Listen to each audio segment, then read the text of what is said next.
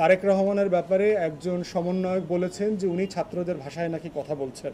তোমরা যদি মনে করে থাকো তোমরা 3 সপ্তাহে মেসি হইছো, তোমরা 3 সপ্তাহে রোনাল্ডো হয়ে গেছো, তোমরা বোকার স্বর্গে বাস করছো।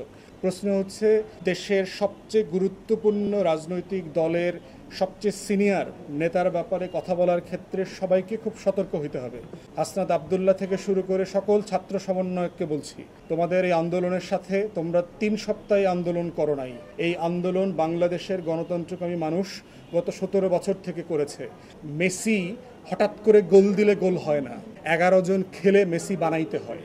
তাই সিনিয়র পলিটিশিয়ান এবং পলিটিক্যাল পার্টি নিয়ে কথা বলার ক্ষেত্রে সকল ছাত্রনেতাকে অত্যন্ত সতর্ক হতে হবে। কোনো ফাইজলামি করবার সুযোগ কিন্তু নাই। কারণ তোমরা কে কয়জন মারামারি করছো, কোন তারিখ থেকে কোন তারিখ মারামারি করছো, তোমরা কয়জন আহত হয়েছো আর কয়জন নিহত হয়েছো, সব কিছুর গল্প আমরা জানি। তাই তারেক রহমান সম্পর্কে অবশ্যই সমালোচনা করবার অধিকার আছে সবার রাজনীতি হিসাবে, কিন্তু তারেক রহমানকে অথবা কোনো রাজনৈতিক দলের নেতাকর্মীকে হেয় করে কথা বলার কোনো রাইট নাই। কিন্তু এর মানে এটা না যে কোনো রাজনৈতিক নেতাকর্মীর সমালোচনা করা যাবে না। তার ব্যাপারে যেটা বলা হয়েছে, উনি ছাত্রদের ভাষায় কথা বলছেন। ছাত্রদের এই আন্দোলনে তো বিএনপির রোল ছিল। বিএনপির মহাসচিব বলেছেন যে এই জুলাই আগস্টের গণহত্যায় বিএনপির 200-র উপর নেতাকর্মী মারা গেছে। তো ছাত্রদের ভাষায় কথা বলা মানে এটা কী ধরনের কথা?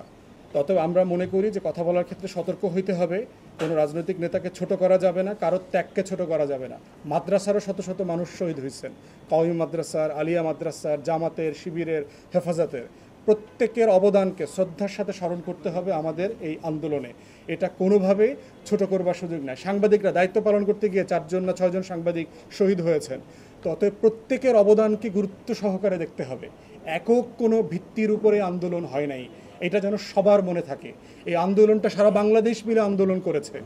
3 সপ্তাহে 3.5 জন এসে আন্দোলন করে নাই।